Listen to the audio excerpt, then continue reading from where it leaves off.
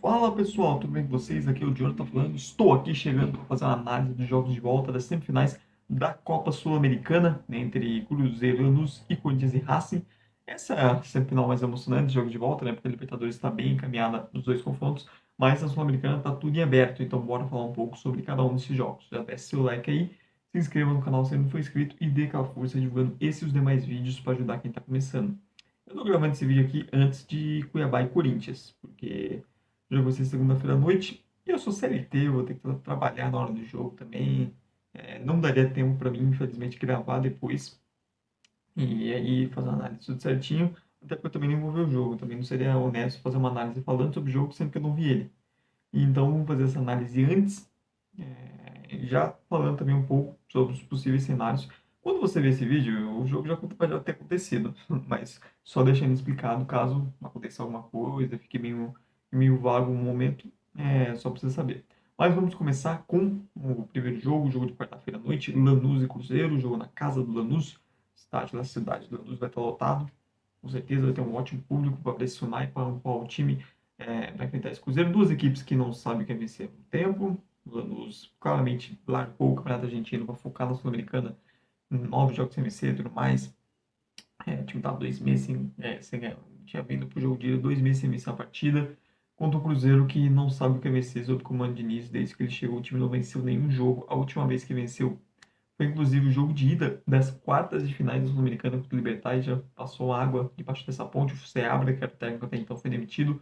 Trouxe o Diniz e o time até agora não venceu. Chega bastante pressionado. São duas equipes que tem na Copa Sul-Americana a sua grande esperança de terminar um ano melhor, né? Pois se não der certo, o ano não vai terminar muito positivo para ambos. A situação de cada time nos seus campeonatos, o Cruzeiro cada vez mais longe da briga pelo G4, possivelmente, daí dependendo da Sul-Americana, para ir para a Libertadores, depende também quantas vagas abrirem, Brasileirão, etc. Mas não é mais certeza de que pelo menos uma pré-Libertadores o Cruzeiro vai pegar. A situação, o time foi se distanciando ali dos G4, da turma que está brigando por vaga. Então, a Sul-Americana tem um peso a mais. O jogo de ida foi 1-1, o jogo de ida foi decepcionante, a atuação do Cruzeiro mais uma vez. Eu já tinha dito naquela vez, é um time sem identidade ainda, sem alma. Não parece nada com os times do Diniz. É, já era esperado dificuldades no começo, mas realmente está sendo um começo pior do que se esperava. E entra muito pressionado. Entra muito pressionado. Eu já disse, para mim o time do Cruzeiro com o Diniz de 2025 tende a ter um crescimento, um reforço certo, etc. Acho que é um time que tende a render muito mais, mas esse final de ano pode ser fundamental para definir se vai ter ou não 2025 para contar. Porque o começo é muito ruim mesmo. O time não vence, né? E tomou uma porrada do Atlético, nem que largou, foi o time reserva, mas mesmo assim, pegou um Atlético Paranaense em crise e tomou uma porrada daquelas, com a expulsão externa passiva. Então, é um momento conturbado. E nada melhor do que isso, do que vencer, finalmente conquistar uma vitória e avançar para uma final sul-americana. Isso já daria uma bela acalmada no ambiente. Espero um jogo talvez não tão diferente por características. Tipo, o Lanús é um cenário muito confortável. Ele poder dar a bola para o Cruzeiro. É óbvio que o Lanús, para jogar em casa, vai tentar propor um pouco mais do que fez no Mineirão. Mas é um cenário que eu imagino, até pela característica do time, que o Cruzeiro vai ter mais a posse. E esse está sendo um problema do time. Porque falta mais mecanismos ofensivos, né? No começo do trabalho, o trabalho de início exige mais um maior tempo de treino e o time não está tendo esse treino, esse tempo e isso está fazendo falta, né? Um time, como eu disse, sem muita alma, sem muita identidade, uma equipe muitas dificuldades ofensivas, também sente muita falta de ter um jogador, uma opção de centroavante para finalizar jogadas. E pro Lanús não seria nem tão inteligente, né? Se expor muito, ir muito para cima e dar ao Cruzeiro talvez aquilo que ele mais deseja, que é ter campo. Campo para atacar o espaço, pois tem jogadores com velocidade para isso e Caio Jorge, Veron, Santo Altaro Dias, são jogadores que o melhor cenário para eles, já que o time não tem um camisa 9, é você ter espaço, né? Você tem o Matheus Pereira, o Matheus Henrique, para poder enfim, lançar eles. Esse seria o melhor cenário para o Cruzeiro. Tem o Lanús adiantando linhas, etc. Mas que ainda tendo problema na série de bola, você tem um cenário que você pode acionar esses jogadores de velocidade contra uma defesa do Lanús que não é tão rápida assim. Então eu imagino que o Lanús vai repetir um pouco da postura no Mineirão. Um time sem tanta posse de bola, mas um time que sabe o que fazer com ela. Um time organizadinho. No jogo de ida, soube o que fazer. Em determinados momentos foi melhor em campo, especialmente no segundo tempo. Soube levar perigo na bola aérea. Soube explorar espaços da defesa do Cruzeiro. Então, um jogo bem tenso. E acho que pro lado do Cruzeiro, o lado mental vai ser muito importante. Por toda a pressão, por todo esse início ruim de trabalho, sinceramente, se o Cruzeiro me sai atrás do placar jogando fora de casa, eu tenho muitas dúvidas sobre a capacidade desse time, a capacidade mental, não técnica, tecnicamente tem, o Cruzeiro é superior ao Lanús, sem dúvida nenhuma, mas a capacidade mental desse time de correr atrás de um resultado, vai ter que correr atrás do placar fora de casa, um ambiente de pressão, um jogos sem vencer, e se esse time vai ser capaz, com um plano organizado na defesa, e um time que tem tanta dificuldade de criar, mais do que isso, né? Um time que tem dificuldade de traduzir. Traduzir, às vezes, é um time que consegue chegar perto da área, consegue chegar próximo, mas quanto mais próximo da área, mais dificuldade tem para finalizar jogadas. E no cenário de tendo correr atrás dos placares seria péssimo. O Cruzeiro tem uma questão que aí para os pênaltis você tem o Cássio. O Cássio tem história de ser decisivo em cobranças de pênaltis, disputa de pênaltis. Então isso traz um pouco de segurança e ao mesmo tempo talvez um pouco de pressão para o lado do Lanús, porque sabe que numa disputa de pênaltis do outro lado você tem um goleiro que faz muita diferença. Os argentinos sabem bem disso. O Cássio tem histórico de pegar pênaltis contra equipes argentinas. E isso também faz fazer que o Lanús tenha que em alguns momentos não possa só ficar se defendendo, tem que dar uns contragolpes, tem que buscar o gol, porque uma disputa de pênaltis a vantagem é do Cruzeiro, para mim. Uma disputa de pênaltis do Cruzeiro e Lanús, eu diria que o Cruzeiro vira o favorito, até pela figura do Cássio. Sendo honesto, para mim o Lanús tem um ligeiramente favorito dentro desse jogo. Por mais que o Cruzeiro seja um time tecnicamente bem superior, o jogo de ida foi ruim.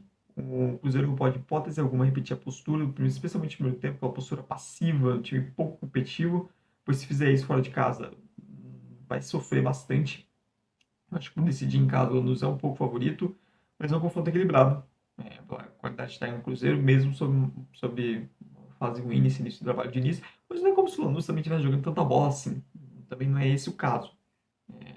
Então isso acaba deixando o confronto mais aberto.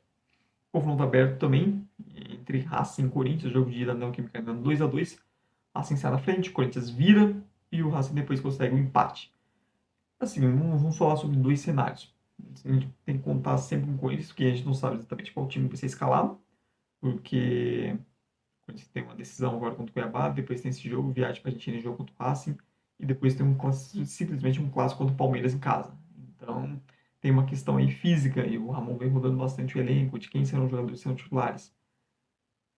E o Yuri Alberto, até por não ter jogado contra o Cuiabá, não está suspenso contra o Cuiabá, vai ser titular. Isso é certeza. Pelo menos ele e o Souza são dois jogadores que é certeza que vão jogar. Dito isso, tem dois cenários envolvendo o Corinthians muito claros, que é se ganhar do Cuiabá e se não ganhar do Cuiabá. O Cuiabá é final. Se o Corinthians ganhar do Cuiabá, ele sai da zona de rebaixamento, ele chega para esse jogo finalmente fora do Z4, chega tirando um caminhão das costas, muito mais aliviado e podendo focar muito mais na Copa Sul-Americana. E você tem o cenário de o time não conseguir ganhar do Cuiabá, que é um Corinthians chegando muito, mas muito pressionado para esse jogo. O Corinthians vindo de uma rodada onde viu o adversário direto vencendo, de mais uma rodada dentro do Z4, e um cenário onde talvez a pressão sobre o Ramon Dias cresça bastante, principalmente se não avançar para a final. Então são dois cenários muito determinantes. O jogo contra o Cuiabá vai determinar muito do Corinthians, né, para essa partida. Foi o que eu falei, inclusive, antes do pré-jogo, até da semifinal de Copa do Brasil. Eu falava do jogo Atlético Paranaense. Se o Corinthians vencesse aquele jogo, era um time, e se não vencesse, era outro. E mesmo vale para o jogo contra o Cuiabá. Se o Corinthians venceu o Cuiabá, independente de jogando bem ou mal, só de vencer e sair da zona de rebaixamento, é um time totalmente diferente que vai entrar em campo esse jogo contra o Racing. Não só de escalação, mas principalmente de postura, de ânimo, de confiança. Agora, se não ganha do Cuiabá, vai ser um negócio complicado. O jogo de ida mostrou que o time do Racing defensivamente não é lá tão confiável, é um time que dá espaço sim, porque mesmo com as mudanças ruins do Ramon, mesmo com as dificuldades criativas do Corinthians no segundo tempo, o Corinthians teve pelo menos duas grandes chances de fazer o gol, ou seja, é um Racing que tem seus problemas de defender a área, e isso é o positivo para o Corinthians. Ao mesmo tempo, o Racing é um time que sabe o que fazer com a bola. O segundo gol é um belo, lindíssimo jogado do Martinelli, mas é um time que sabe o que fazer com a bola, que jogando em casa cresce de desempenho, especialmente na Copa Sul-Americana. Goleou nas duas fases anteriores jogando em casa. Então é um ataque que, quando está num dia bom, é capaz de produzir bastante. E eu espero um jogo bem aberto. Até pelas características dos dois times. São dois times que as defesas não são lá tão confiáveis assim, mas que têm ataques capazes de produzir gols. E isso pode fazer diferença. Lá do Corinthians tem que ver qual vai ser a ideia, né? O Ramon se vem insistindo nesse esquema com três atacantes, principalmente com o Romero, não tá dando certo, não tá dando nem um pouco certo. O jogo de ida mostrou que O Corinthians no início do jogo, o meio campo vai ser forçado, com o Carrilho não jogando de volante, vamos cimentar também, com o Galo menos sobrecarregado, e o Alberto e Memphis, mas com uma dupla de ataque em vários momentos, que isso dá certo, que isso torna o Corinthians muito mais competitivo para esse jogo contra o Racing, que o Racing teve problemas, encontrou dificuldades de marcar esse Corinthians dessa forma, ofensivamente. Mas mostrou também que o Corinthians com três atacantes, jogando com um trio, fixando mais o Yuri na ponta, etc., sobrecarregando ainda mais Garro e Carrilho, não só fez o time ofensivamente cair muito de rendimento, não conseguir criar, como defensivamente ele deixou muito mais vulnerável essa equipe do Racing. Vamos ver se o Ramon Dias vai continuar sendo teimoso e ignorando o que o campo fala, ou se ele vai continuar apostando e botando a classificação do Corinthians em risco. É, o Corinthians também tem uma questão ainda, né? A gente teve um jogo muito ruim do Galo, alguns jogadores jogaram mal mesmo, e alguns jogadores que, por exemplo, o Galo não é normal ele jogar mal.